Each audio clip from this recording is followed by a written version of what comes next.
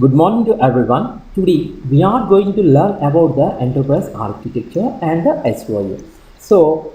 Before going to know about this topic, enterprise architecture, we have to know what is cloud computing. The purpose of the cloud computing is it is going to provide resources on pay-per-use basis. What are the resources that is going to provide means it is going to provide software, platform, storage, application network, etc.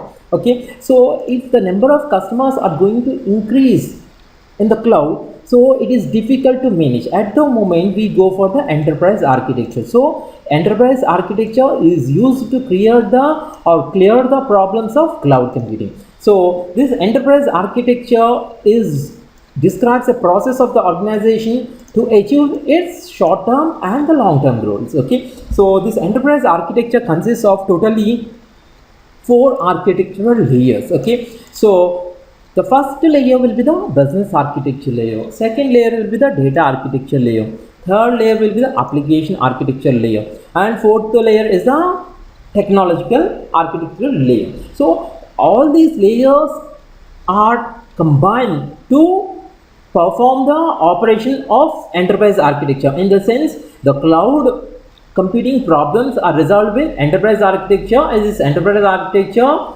the goal is achieved by these four layers. The first layer is a business architecture layer. So this is responsible for business processes, organizations, and people to define their responsibilities. Means business architecture layer defines the responsibility of business process, organization, people are defined over here.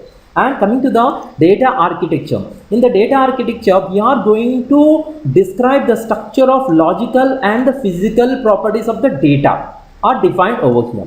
And coming to the application layer defines the functions and services between and their interactions between them are defined over here. Okay, next one, the technological layer. Here the software and hardware required for this enterprise architecture will be developed and integrated over here. Okay, or provided over here. Okay, so these four layers will form the enterprise architecture. Okay, so this is an architectural diagram consists of four layers: business layer, data layer, application layer, and last one is the technological architecture layer. So this enterprise architecture has a relationship with service oriented architecture. Already we have seen that SOA also we are going to learn. SOA means service oriented architecture.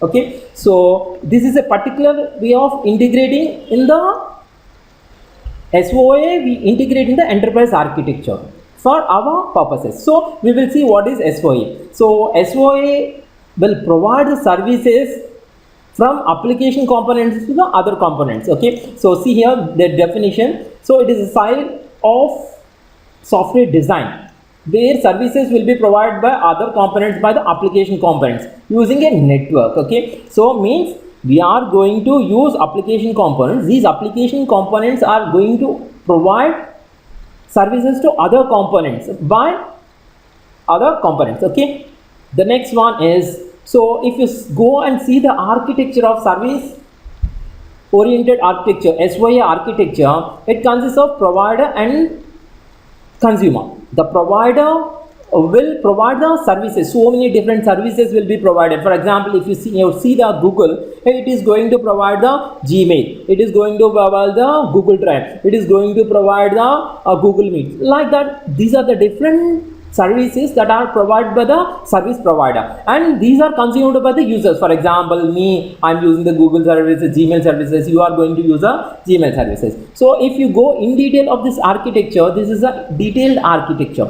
So the consumer first requests a service directory or the registry. If the service is there, okay, it will automatically send the request to the service provider, and from the service provider the response will be going to the consumer. Okay, so if the service is not there, immediately he is going to get the reverse response that the service was not there. Okay, so SOA principles. So service oriented architecture principles. Totally how many principles were there? Means 1, 2, 3, 4, 5, 6, 7 principles were there.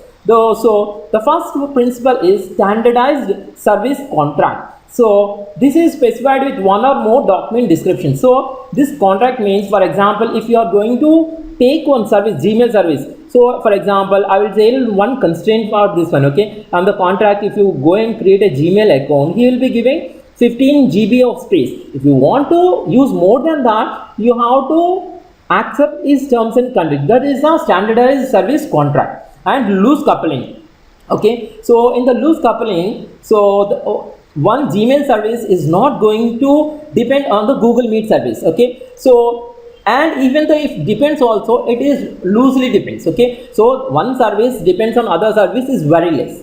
Next one is abstraction. So if you go for the abstraction, the Gmail service is used for only sending of these emails. We don't know what is the inherent logic is used behind it. Okay, next one is reusability.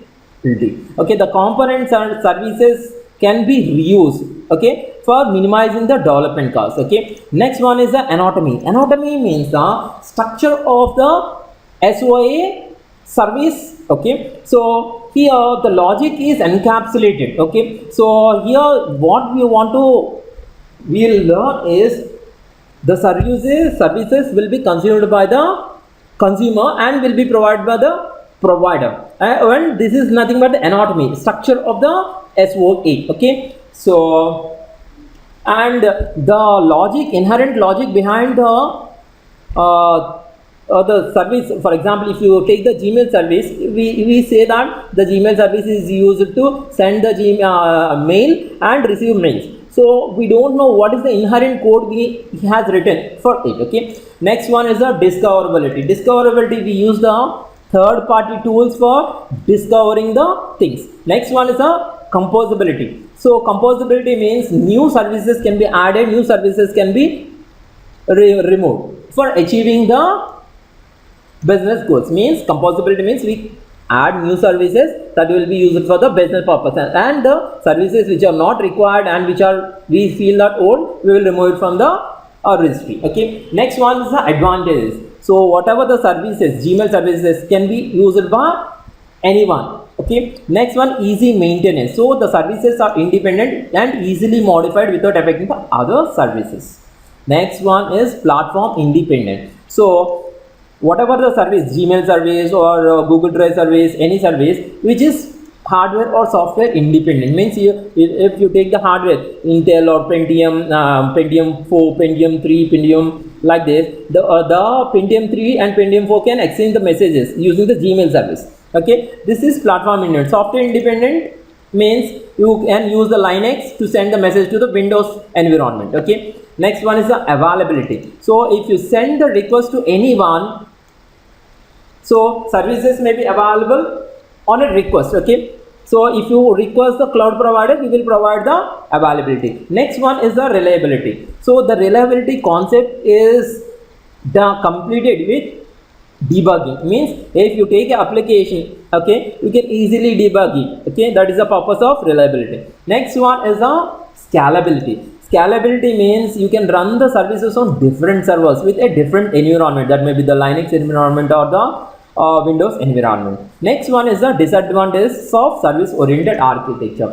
So the first point is high overhead. So in the high overhead, there will be many input parameters of the services that you have to address. For example, if you want to open Gmail service, you have to type www.gmail.com. You want to open some Google Meet or www.googlemeet. So you are going to provide some input parameters. So along with the input parameters, you have to add some more things. So when you are adding, it will be going to the service registry. As we seen that every request will be going to the service registry. So it will affect the performance of the overall system.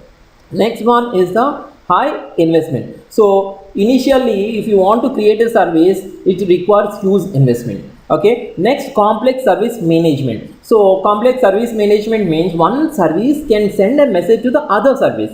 Means by using the Gmail, you can open the Google Drive. So these two services will exchange a message. Means when you open the Google Drive, you can store some data in it, okay, or you can save something in your mail to the Google Drive. This is the way the services are going to enter. So for this session we have learned two things. One is enterprise architecture, second one is service oriented architecture. Enterprise architecture means due to the problems in cloud computing, you move towards the enterprise architecture. So this enterprise architecture will be using the SOA. So thank you friends for listening it.